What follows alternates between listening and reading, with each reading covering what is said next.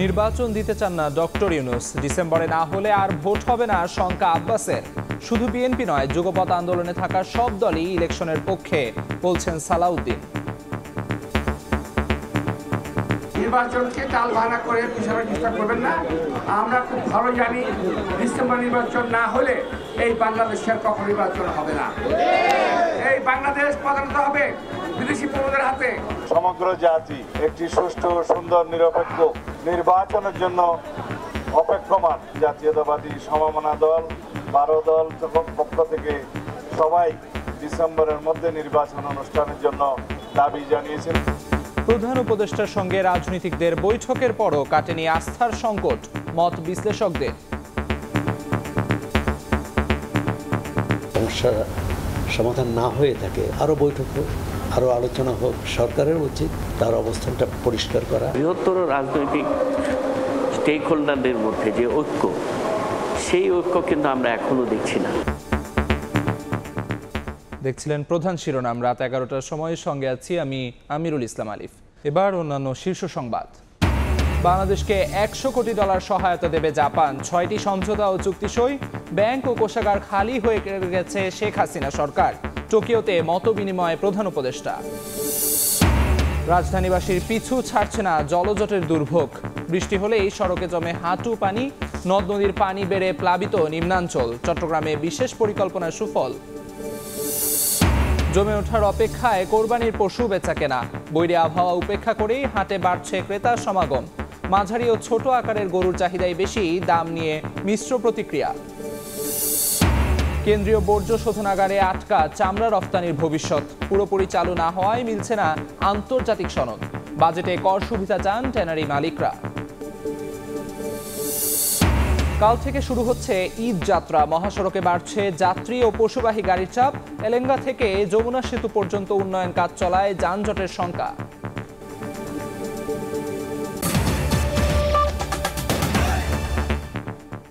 ডিসেম্বরে নির্বাচন না হলে দেশে আর কখনো নির্বাচন হবে না বলে শঙ্কা প্রকাশ করেছেন বিএনপি স্থায়ী কমিটির সদস্য মির্জা আব্বাস।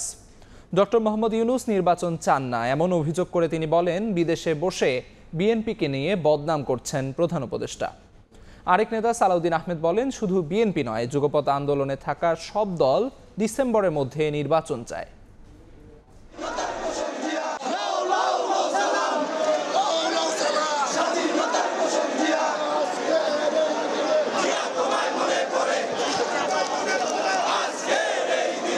বৃষ্টি ভেজা সকাল, মিছিল স্লোগানে মুখর শেরে বাংলা নগর। প্রিয় নেতার প্রতি শ্রদ্ধা জানাতে নেতাকর্মীদের সরব উপস্থিতি। শহীদ রাষ্ট্রপতি বিএনপির প্রতিষ্ঠাতা জিয়াউর রহমানের 44তম শাহাদত বার্ষিকী উপলক্ষে তার সমাধিতে ফুল দিয়ে শ্রদ্ধা জানাতে বৈরী আবহাওয়ার মধ্যেও ছুটে আসেন দলের তৃণমূল থেকে কেন্দ্রীয় নেতারা। লোকে লোকারণ্য হয়ে ওঠে জিয়া উদ্যান। ফুলের শ্রদ্ধায় সিক্ত হয় জিয়ার সমাধি। জিয়াউর রহমানের আত্মার মাগফিরাত কামনায় দোয়া করেন দলটির সর্বস্তরের নেতাকর্মীরা। শ্রদ্ধা শেষে গণমাধ্যমে কথা বলেন বিএনপির স্থায়ী কমিটির সদস্য মির্জা আব্বাস। নির্বাচন ও সংস্কার ইস্যুতে তিনি বলেন, বিএনপি দ্রুত ভোট চাইলেও ডক্টর ইউনূস নির্বাচন চান না। প্রধান উপদেষ্টা বিদেশে বসে বিএনপিকে নিয়ে বদনাম করছে বলে অভিযোগ তার। দেখলাম ইউনূস সাহেব জাপানে বসে বিএনপি সম্পর্কে বদনাম করছেন। একটু লজ্জাও লাগলো না দেশের সম্পর্কে বিদেশে বসে বদনাম করতে? তিনি বললেন একটি দল নির্বাচন চায়। আর আমরা বলতে চাই, একটি লোক নির্বাচন চায় না। সেটা ইউনূস, একটা ইউনূস, উনি নির্বাচন চায় না। নির্বাচন যদি করতে হয় ডিসেম্বর মধ্যে করতে হবে। আর নির্বাচন করতে না চান, সেটা ইউনূস সাহেবের দায়িত্ব, আমার দায়িত্ব নয়। পরে জিয়াউর রহমানের শাহাদাত বার্ষিকী উপলক্ষে নয়াপল্টনে এক অনুষ্ঠানে মির্জা আব্বাস বলেন, ডিসেম্বরে না হলে এদেশে আর নির্বাচন হবে না। নির্বাচনকে টালবাহানা করে পিছানোর চেষ্টা করবেন না।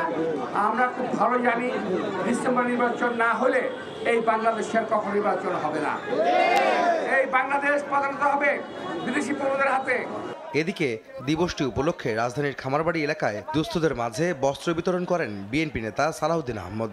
এ সময় তিনি বলেন, বিএনপি একা নয়, যুগপৎ আন্দোলনে থাকা সব দল ডিসেম্বরের মধ্যে নির্বাচন চায়। ডক্টর ইউনূস কেন বিএনপিকে দোষারোপ করছেন তা বোধগম্য নয় বলেও মন্তব্য করেন সালাহউদ্দিন। আমরা এই বিষয়ে মনে করি ওনার যথেষ্ট তথ্য নেই। বিএনপি এবং বিএনপির সাথে যুগপৎ আন্দোলনে শরীক ছিল সেরকম দল এবং জাতীয়তাবাদী সমমনা দল 12 দল পক্ষ থেকে সবাই ডিসেম্বরের মধ্যে নির্বাচন অনুষ্ঠানের জন্য দাবি জানিয়েছিলেন, সেটা আমরা জানি। সমগ্র জাতি একটি সুষ্ঠু, সুন্দর, নিরপেক্ষ নির্বাচনের জন্য অপেক্ষমান। দলের প্রতিষ্ঠাতার মৃত্যুবার্ষিকীতে রাজধানীর বিভিন্ন স্থানে অসহায়, দুস্থ ও গরিবদের মাঝে খাবার এবং বস্ত্র বিতরণ করে কেন্দ্রীয় ও মহানগর বিএনপি। আহমেদ সালেহীন, সময় সংবাদ, ঢাকা। প্রধান উপদেষ্টার সঙ্গে বৈঠকের পরও নির্বাচনের সময়সীমা সহ বিভিন্ন ইস্যুতে একমত হতে পারেনি রাজনৈতিক দলগুলো। এ কারণে রাজনীতিতে এখনও শঙ্কা কাটেনি বলে মনে করেন বিশ্লেষকরা। এ অবস্থা থেকে উত্তরণে সরকারের সঙ্গে আলোচনার পাশাপাশি দলগুলোকে নিজেদের মধ্যে সমঝোতায় পৌঁছানোর পরামর্শ তাদের। সানবির রুপলের রিপোর্ট। মোহাম্মদ ইউনূস। সংস্কার, বিচার, নির্বাচন এই তিনটি বিষয় সামনে রেখে জুলাই বিপ্লবের পর পথ চলা শুরু করে ডক্টর ইউনূসের নেতৃত্বে অন্তর্বর্তীকালীন সরকার। শুরু থেকে পথের বিভাজন ভুলে অভ্যুত্থানের পক্ষের সব রাজনৈতিক দলকে সরকারের উপর পূর্ণ আস্থায় সমর্থন দিতে দেখা যায়। তবে সময় যতই গড়াচ্ছে দলগুলোর মধ্যে বিভাজনের সুর তত তীব্র হচ্ছে। বিভিন্ন ইস্যুতে অস্থিরতার মধ্যে গত সপ্তাহে প্রধান উপদেষ্টার পদত্যাগের আগ্রহের গুঞ্জনে রাজনীতির মাঠে শুরু হয় নানা আলোচনা সমালোচনা। এ অবস্থায় সম্প্রতি দলগুলোর সঙ্গে বৈঠক করেন ডক্টর মোহাম্মদ ইউনূস। কিন্তু তারপরও নির্বাচনের রোডম্যাপ নিয়ে অনড় অবস্থানে বিএনপি। ডিসেম্বরে ভোট চায় দলটি। আগামী ডিসেম্বরের মধ্যেই জাতীয় নির্বাচন অনুষ্ঠিত হতে হবে। অন্যদিকে জামাত ইসলামী, এনসিপি সহ বিভিন্ন দল নির্বাচন বিষয়ে একমত থাকলেও রোডম্যাপ নিয়ে মতপার্থক্য আছে। বিচার, সংস্কার এবং নির্বাচন এই তিনটিরই রোডম্যাপ একসাথে প্রকাশ করা উচিত। এই বছরের ডিসেম্বর থেকে আগামী বছরের জুন এর ভিতরে আপনি নির্বাচন দিবেন। বিশ্লেষকরা বলছেন, বৈঠকের পর উত্তপ্ত পরিবেশ কিছুটা শান্ত হলেও সরকার ও রাজনৈতিক দলগুলো ঐক্যে পৌঁছতে পারেনি। ফলে ফলাফল আস্থার সংকট রয়েই গেছে। প্রথম 2 দিনের বৈঠকের সমস্যা সমাধান না হয়ে থাকে আরও বৈঠক হোক, আরও আলোচনা হোক। সরকারের উচিত তার অবস্থানটা পরিষ্কার করা। কেন ডিসেম্বরে নির্বাচন হতে পারে না, তাহলে তার একটা ব্যাখ্যা দিন।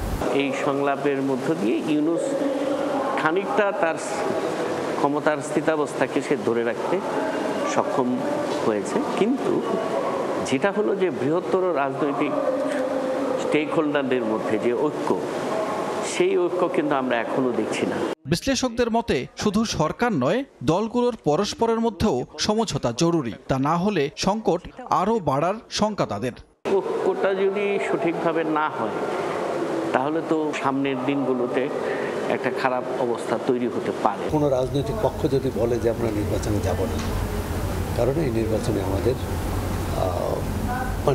সুষ্ঠু পরিবেশ নেই, তাহলে কিন্তু সরকার নির্বাচনই করতে পারবে না। নির্বাচনের তফসিল ঘোষণা করলে পরিস্থিতি বরং ইতিবাচক হবে। মানুষের মধ্যে যে অস্থিরতা আছে, রাজনৈতিক দলগুলোর মধ্যে যে অস্থিরতা আছে, সেটি কেটে যাবে। সুষ্ঠু নির্বাচন আয়োজনে সব দল ঐক্যমতে পৌঁছাতে না পারলে আবারও প্রশ্নবিদ্ধ হতে পারে নির্বাচন, এমনটাই মত বিশ্লেষকদের।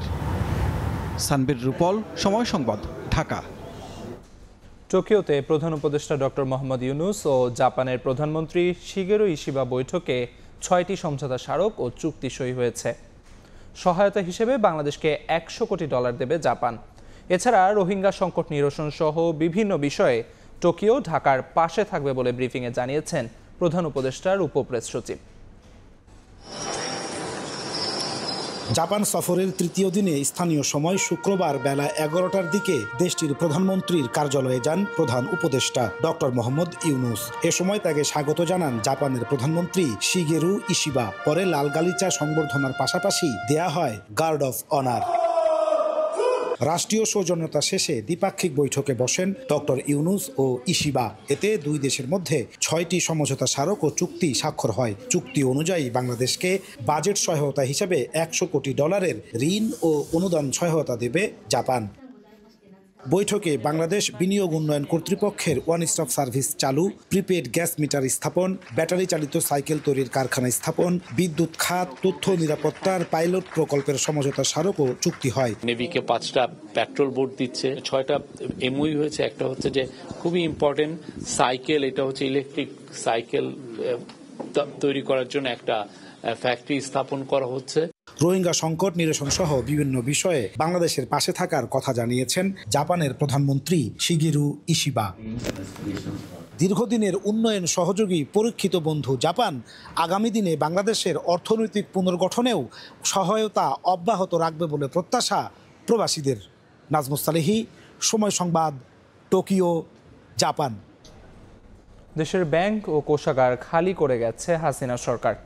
তবে অন্তর্বর্তী সরকারের উদ্যোগে ইতোমধ্যে ঘুরে দাঁড়াচ্ছে দেশের অর্থনীতি। বিকেলে টোকিওতে বাংলাদেশ দূতাবাসের মতবিনিময় সভায় এমন মন্তব্য করেন প্রধান উপদেষ্টা ডক্টর মোহাম্মদ ইউনূস। কোষাগার খালি, যখন তারা চলে গেছে কোষাগার খালি, রেমিটেন্স না আসলে আমরা আসতে পারতাম না। ব্যাংক খালি, ব্যাংকে সব টাকা নিয়ে চলে গেছে, কাজে ব্যাংক খালি, সবকিছু খালি। তো সেই দুর্যোগের অবস্থা থেকে আমরা আস্তে আস্তে আসছি। আপনাদের সমর্থন না পেলে, আপনাদের এই সাহায্য না পেলে বাংলাদেশ উঠে দাঁড়াবার কোনো সুযোগ ছিল না। আপনি ঘরে বসে আপনার পাসপোর্ট নেবেন, এটা ই পাসপোর্ট, আপনার এনআইডি কার্ড নেবেন, সবকিছু ঘরে বসে করবেন। এটা আমরা বাংলাদেশে শুরু করেছি। বৃষ্টি থেমেছে, কিন্তু ভোগান্তি কমেনি এতটুকুও। জলজটে দুর্দশা যেন রাজধানীবাসীর নিয়তি। টানা বর্ষণে নগরীর বিভিন্ন এলাকায় সৃষ্টি হয়েছে জলাবদ্ধতার।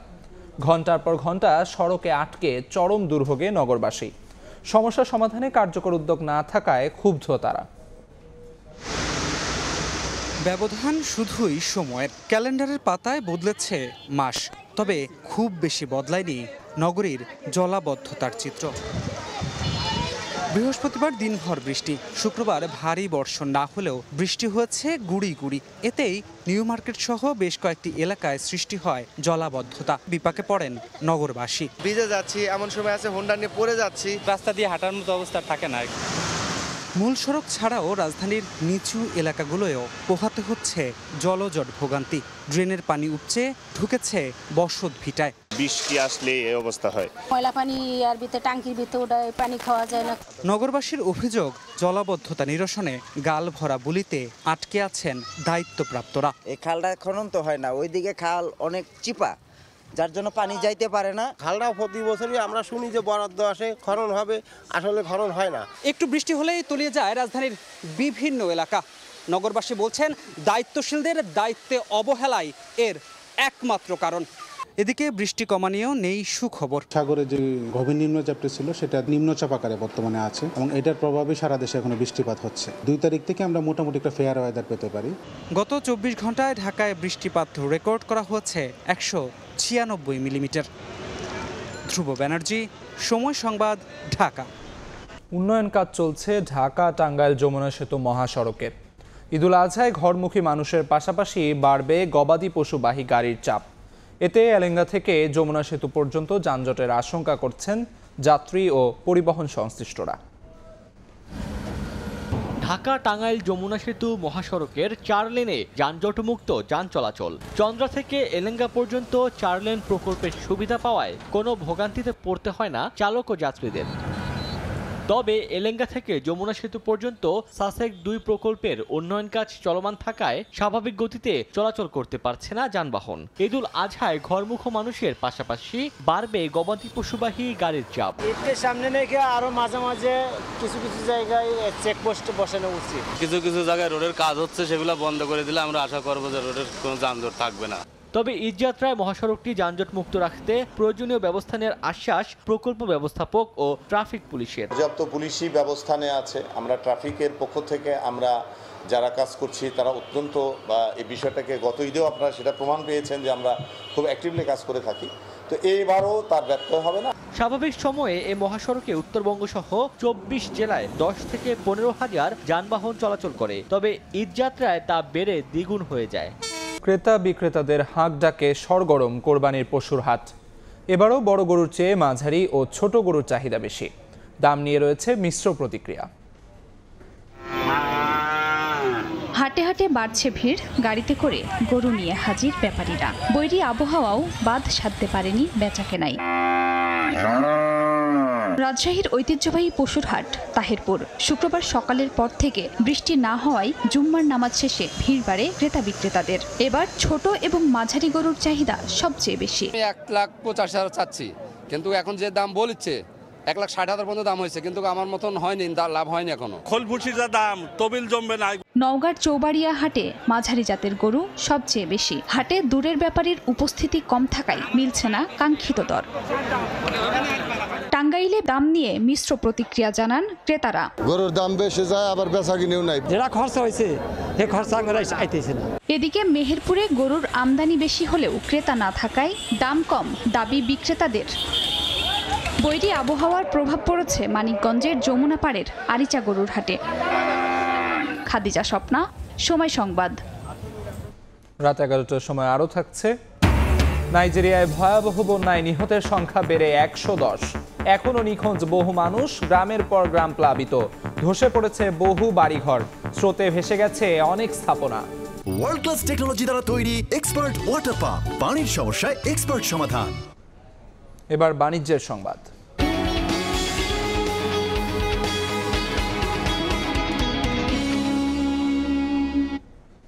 সাভারের কেন্দ্রীয় বর্জ্য শোধনাগারে আটকে আছে চামড়া রফতানি ভবিষ্যৎ। এটি পুরোপুরি চালু না হওয়ায় মিলছে না আন্তর্জাতিক সনদ, হচ্ছে না কাঙ্ক্ষিত রফতানি। আসছে বাজেটে রাসায়নিক আমদানিতে কর সুবিধা চেয়েছেন ট্যানারি মালিকরা। MS আরিফিনের রিপোর্ট। তৈরি পোশাকের পর সবচেয়ে সম্ভাবনাময় হলেও নানা জটিলতায় এগোতে পারছে না চামড়া খাত। গেল 5 বছরে প্রক্রিয়াজাত চামড়ার রপ্তানি আয় ছিল গড়ে $12,23,00,000। চলতি অর্থ বছরের এপ্রিল পর্যন্ত 10 মাসে এই আয় $10 কোটি, যা বছর ব্যবধানে 8% কম। ব্যবসায়ীরা বলছেন চামড়া শিল্পের উন্নয়নে বড় বাধা সাভারের কেন্দ্রীয় বর্জ্য পরিশোধনাগার বা CETP। এটি পুরোপুরি চালু না হয় মিলছে না আন্তর্জাতিক সনদ, বাধ্য হয়ে কম দামে রপ্তানি করছেন চামড়া। আমরা LW সার্টিফিকেট ছাড়া বিশ্বভাবে টিকতে পারবো, বিজনেস করতে পারবো না। এবং চায়না কয়েকজন কাস্টমার আছে, 4-5 জন কাস্টমার হাতে গোনা, ওরাই সিন্ডিকেট করে মালা নিয়ে যাচ্ছে।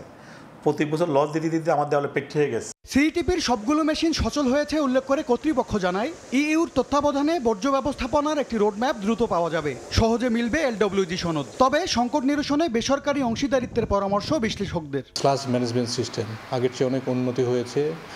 ডিওয়াটারিং মেশিন আগে একটা চালু ছিল গত বছর, এখন এটা আমরা 9টা সম্পূর্ণই আমরা চালু করেছি। পাশাপাশি অ্যাডিশনাল ড্রাইভেটটা আমাদের এই 30 মে এর মধ্যে কমপ্লিট হয়ে যাবে। আমরা এত বছর ধরে এই সার্ভিসটা ঠিক মতো দিতে পারিনি, এখনো কমপ্লেন রয়ে গেছে। তাহলে কেন আমরা ওখানে প্রাইভেট পাবলিক পার্টনারশিপ করতে পারবো না? যদি ওখানকার যারা মানে বিনিয়োগকারী আছেন তারা যদি একসাথে এসে এটাকে চালাতে পারেন, যে তারা ম্যানেজমেন্টে গেল, সরকারের ওখানে ইনভলভমেন্ট থাকলো, আমি মনে করি এটা খারাপ পদ্ধতি না। কাঙ্ক্ষিত রপ্তানি না হওয়ায় ব্যবসা টিকিয়ে রাখতে আসছে বাজেটে রাসায়নিক আমদানিতে ভ্যাট কমানো ও চামড়া ক্রয় বিক্রয়ে উচ্ছে কর মওকুফ চান উদ্যোক্তারা। আমাদের যে ইম্পোর্ট ডিউটি আছে এটা অল ইন অ্যাভারেজ ধরেন আপনার 35%-এর মতো, এবং সেটা কিন্তু আমাদের কস্টের সাথে অ্যাড হয়, এবং সেখানে আমরা কিন্তু আমাদের ইন্টারনাল একটা কম্পিটিশনের যেমন সম্মুখীন হচ্ছি, তেমনি আমরা বহির্বিশ্ব আমরা কিন্তু কম্পিটিটিভ প্রাইসে চামড়া বিক্রি করতে পারছি না। BTAর তথ্য LWG সনদ না থাকায় চামড়া ও চামড়াজাত পণ্য রপ্তানিতে বছরে প্রায় $50 কোটি আয় হারাচ্ছে বাংলাদেশ। চামড়া শিল্পকে পরিবেশ বান্ধব করার দায়িত্ব সঠিকভাবে পালন করতে পারেনি সাভারের কেন্দ্রীয় বর্জ্য পরিশোধনাগার কেন্দ্র। এর ফলে LWG সনদ প্রাপ্ত হতে বাধাগ্রস্ত হচ্ছেন এ খাতের উদ্যোক্তারা, পাশাপাশি কমছে বৈদেশিক আয়। MS আরিফিন, সময় সংবাদ, হেমায়েতপুর, সাভার। এতক্ষণ দেখছিলেন দেশ বিদেশের খবর।